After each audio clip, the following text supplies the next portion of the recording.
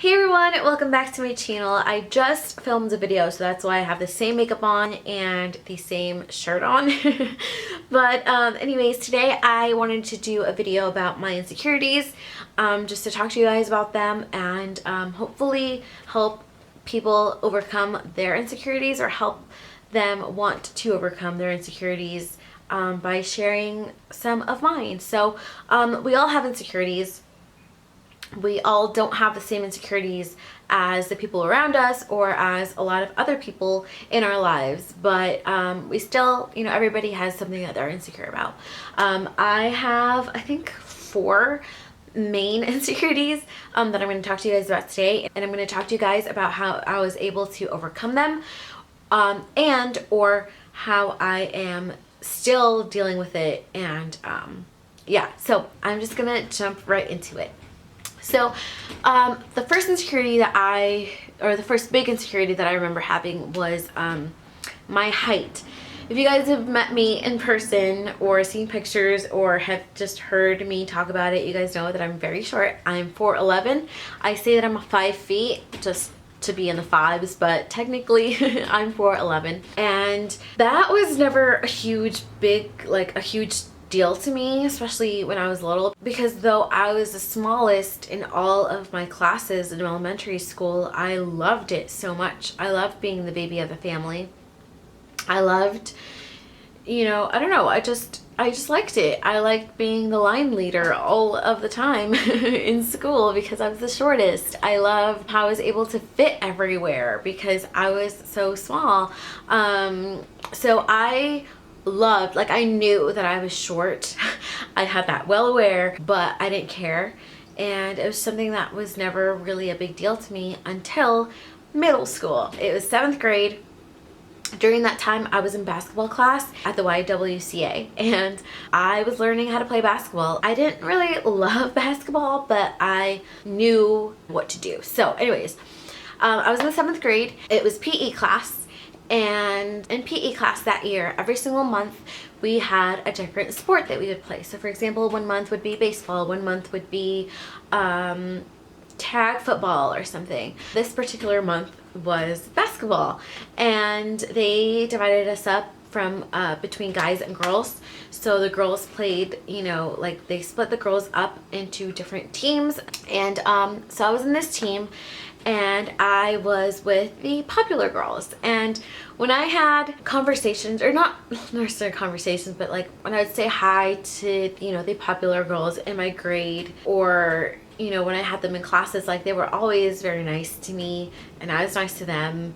And, we weren't friends or anything, but they were very nice. And we were in this basketball team together that day, and I started playing basketball, and they started playing as well, but they didn't really know how to do it. Not that I was a professional or anything, but they weren't doing it the way that I was taught, and I didn't say anything, but I played the way that I was taught. And I started jumping, defending the ball and blocking the players and whatever, and they just stopped mid-play, and they just stopped and looked at me, and they started laughing at me, and they started calling me names, and they started making fun of me, and telling me, how did I think that I could play basketball when I was so short? How could I think that I could ever make a basket when I was so short? How could I think that I could ever be in a team because I was so short? And I'm just going to pause here and say that this was in middle school. Turns out that in high school, I was actually in my high school's basketball team. It was only for us soft, but I did end up being on a team, so booyah in their face. They started calling me names. They just started making fun of me, and I am a very emotional and sensitive person, and I took that to heart. And it's funny because I would play, I would be in teams the other days with girls from that group, but of course when they're alone they don't say anything. It's just when they're in a group, then they feel very confident and higher than everybody else, and that's when they start bullying, and that's kind of true with most people. A lot of people are cowards on their own, but when they're around other people, they're able to do things that they wouldn't do by themselves. But anyways, that day I walked to the locker room and I started crying. And it was terrible. Luckily I had PE with my best friend Lizette. Like, we had PE the same period, but we didn't have the same class. So she came to my locker when she was done getting ready, and you know, she saw me crying and she asked me what was wrong, and I didn't want to tell her. She walked me to my class, and in that class I had one of the girls that bullied me. I had her in that class, and she looked at me, and at the time I wasn't crying anymore, but you could tell that I had been crying. And she looked at me and she asked me, you know, my friend, like, why is she crying? Is she okay? And I just looked at her and I was like, in my head, I was like, are you serious? Do you have no idea what you just did? Do you have no idea, you know, how much, you know, that your words hurt me? Long story short, after that, I was very self-conscious about my height, and I always thought that I was inferior to other people because I was short, and I was shy. And so I thought that I was less than everybody else, and it wasn't really until high school that I started getting self-confidence about myself, and just learning that I cannot do anything about my height. Like, I am the height that I am. I can wear heels, which is so much fun, but in the end I am 4'11". I'm 24 years old and I'm 4'11", and you know, I can't do anything about it, you know. And so it's just something that I had learned to accept about myself, and now I love it. I love being short. It's just easy, and I can wear the highest heels that I could ever want, and I'm still at a good height for me. And yeah, I just love my height, you know. It's something that I cannot change, and I learned to accept it. So yeah. My second insecurity is my KP. This is Keratosis Pilaris, which are basically little bumps on the skin. So KP, I'm going to just read off of WebMD what it says that it is. Keratosis Pilaris is a common harmless skin condition. It causes small hard bumps that may make your skin feel like sandpaper. It's caused by a buildup of keratin, which is the protein that protects skin from infections and other harmful things. The buildup forms a plug that blocks the opening of hair follicles, but doctors don't know what triggers the buildup. If you have dry skin, you're more likely to have keratosis pilaris, and it usually gets worse during the winter when there's less moisture in the air, and it may clear up during the summer. So that's basically kind of what it is, just a short summary of what it is. And I'm going to show you guys right now. I'm sitting on a box of like water, so okay, I'm going to show you guys what my KP looks like. So I don't know if you can tell, this is my birthmark. I was born in Guatemala, fun fact, if you don't know that already, so that's why I have that. But anyways,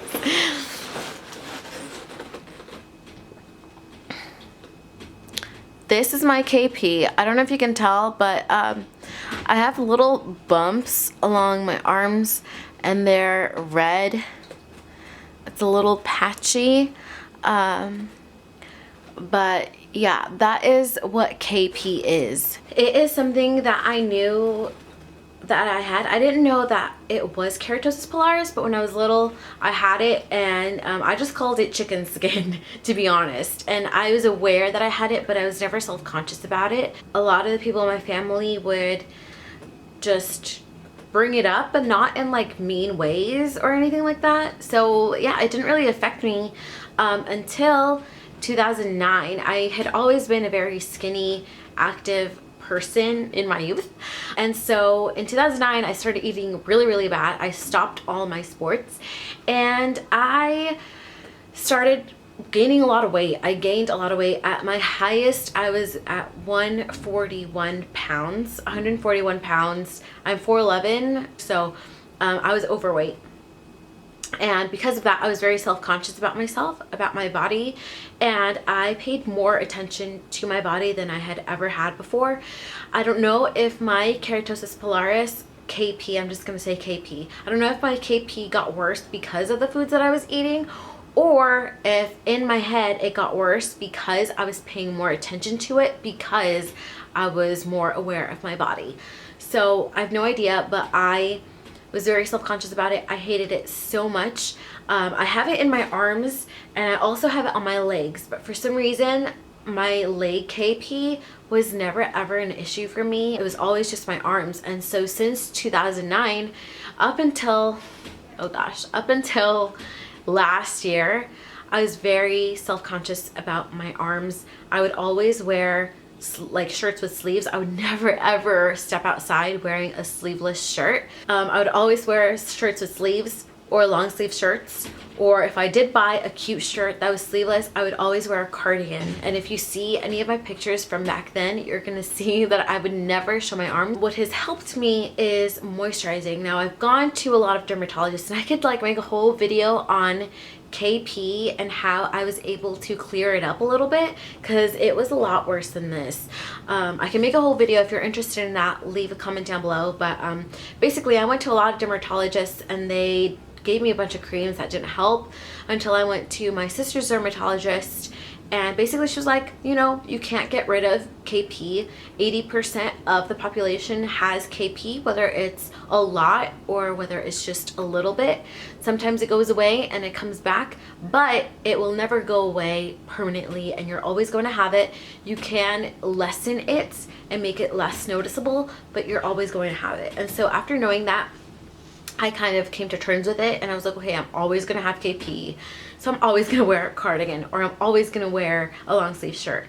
It wasn't until, and like I never took care of my skin. After that I was like, well, I'm gonna have it, so what does it matter? I didn't take care of my skin, I didn't drink water, I didn't do anything to help it out until last year when I started drinking a lot of water and I started using lotions that were good for my skin and hydrating for my skin. I started exfoliating. I started using coconut oil, which is, it just has been a lifesaver for me because my skin is so smooth and I love it so much because it hasn't been this smooth in such a long time. I wear sleeveless shirts all the time now and it just feels so good to just come to terms with it and just be able to lessen it. Now it is something that I still am a little insecure about, but I'm growing out of it and just learning that, again, like I can't do anything about it, and I'm just like, I just need to take care of my skin and make it the best that it could be, and that's all that I can do. The third insecurity that I wanted to talk to you guys about was my eyes, my eyesight and my glasses. I never wanted to wear glasses throughout my whole life, especially when I was little. I thought glasses were nerdy and geeky and ugly, and it wasn't until I think it was the 7th grade, might have been the 8th grade, no, it was like 7th grade, when I went to the optometrist for my yearly checkup, and he checked my eyes and he said that I needed glasses. And when he said that I needed glasses, I started crying. But he said I only need glasses for reading, for like doing schoolwork and just in school, but I didn't have to do like wear them, you know, all the time. So because he said I don't have to wear them all the time, I didn't wear them at all. So by the time that I got into 9th grade, again, I went to the optometrist for my yearly checkup, and he said that I needed glasses all of the time and forever, and I started crying so bad. So he asked me, you know, what glasses or what frames I wanted, and I honestly was like, I don't care. I don't care what I'm gonna get because I'm gonna look ugly and nerdy and dorky anyways, so it doesn't even matter. I didn't care. So I got these like gold wireframe ones that I don't know what I was thinking, but I got them, and that's what I wore to school, and I was just really self-conscious about it. I felt ugly because I wore glasses, and basically how I was able to overcome that was just to, again, accept that I had really bad eyesight, that I did that to myself for not wearing my glasses when I was smaller, and that I had to wear glasses, you know, my whole life. But what I could do about that was I could get frames that fit my face and that looked good with my face and that I felt comfortable in. So it wasn't until the day after graduating high school that I had another optometry appointment, and he was like, what frames do you want? Of course.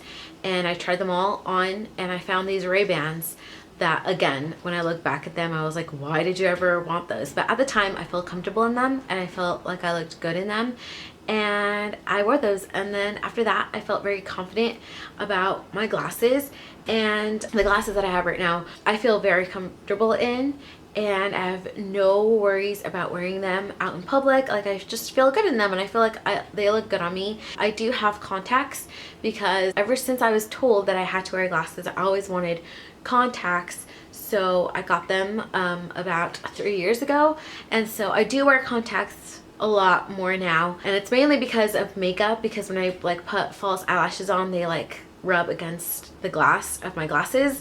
So it's mainly because of that, and also just because I've been waiting for so long to wear contacts and I finally have them, so I wear them all the time. But I'm still confident in my glasses. I'm going to show you what I look like in my glasses if you were curious. I'm super blind. I cannot see. I'm as blind as a bat. But these are my glasses.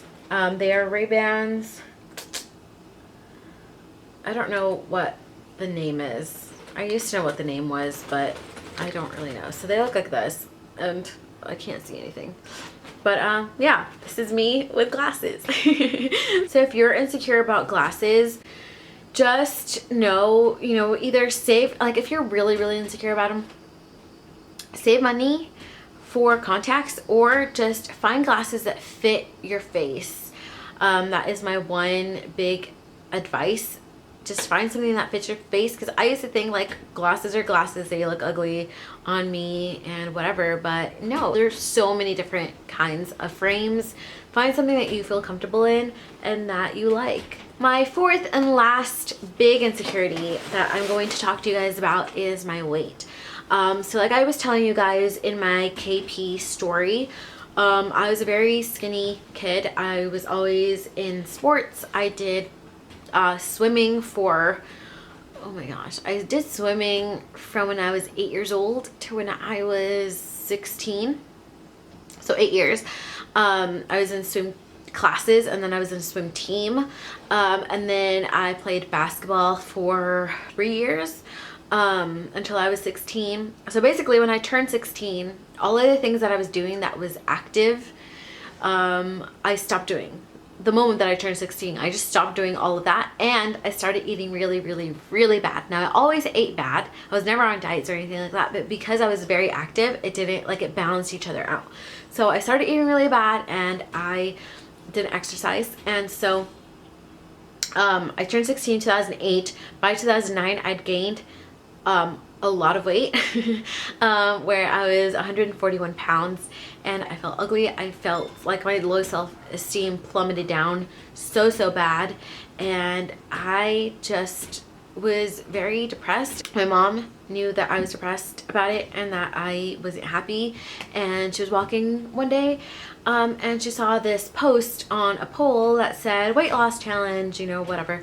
So we went to the weight loss challenge, and of course they were trying to sell you some product, and that product was Herbalife. So I was on Herbalife for a month in 2011. All of January and half of February I was on Herbalife, and I lost 11 pounds. So I went down from 141 to 130, and I felt so good. Now I didn't exercise at all. I did do the shakes, but what helped me a lot was that I was eating really good, and I was eating really clean. I was drinking a lot of water and just paying more attention to what I was consuming. I am 118 right now, so I weigh less than I weighed back then, but I feel like I was at my best health-wise back then, because I was eating so good, and I don't eat good right now. So I felt really good back then. I felt like that was just the best that I've ever been health-wise. So I was able to lose weight during that time frame, and I felt very good about myself. And I was at 137 since from 2011 until 2015. I was definitely like, my self-esteem went up a little bit when I lost that weight because I wasn't overweight anymore. So that was a really good like stress reliever, and you know, it felt really good, but I was still not at my ideal weight. After that, I started just paying a little bit more attention to what I was eating and portion control. So during my Herbalife days, like, I ate whatever I could, like, wanted, but I had that portion control, and so like I could eat a burger but maybe not the whole thing, just a little bit. And I learned that everything that I have on my plate, or if I'm at a restaurant, everything that they serve me, I don't have to finish that whole thing right then and there. Like, I can eat until I'm full, and after I'm full, then I can stop eating. And before, it was like, okay, well, they gave me this huge plate, I ate half of it and I'm full, but I'm not gonna waste it, so I'm gonna eat all of it. And so I learned that when I'm full, I need to stop. And I also learned that when I'm not hungry, then I don't need to eat. And that's something that I still struggle with now because I love snacking. But yeah, so last year I was at 130 and I was able to lose 12 pounds because I'm at 118 right now, and I feel so good. I feel so amazing. I feel like you could really tell if you watch my older videos, and now you could definitely tell that I've lost weight, but I feel it, and it feels really good, especially because of my height. If I lose a lot of weight, even if it's just 5 pounds, or if I gain a lot of weight, even if it's just 5 pounds, you could really tell on my frame. So I went to the doctor recently and she weighed me, and she's like, you're at a good weight right now, so definitely don't, you know, gain, but also you don't have to lose. Just stay at this weight. So that was really a good thing for me to hear, and it gave me a lot of comfort, but I'm still not at my ideal weight. I still want to lose a little bit more, and it's something that I definitely still struggle with. Not just accepting my body and like, this is a good weight, but accepting my body and that I'm short, and I really do need to be careful on what I eat and what I consume and how. My camera just died, so I'm gonna finish this on my iPhone really quick because I'm almost done.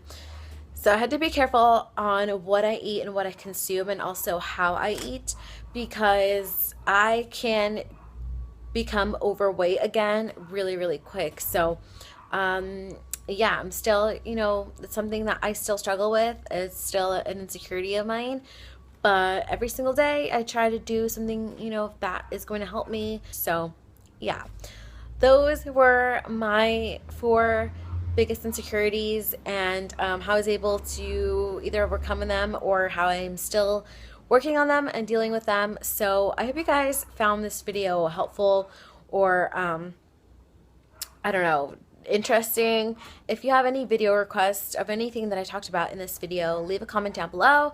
And yeah, mainly what I want you guys to get from this is that there are things in your life that you cannot change.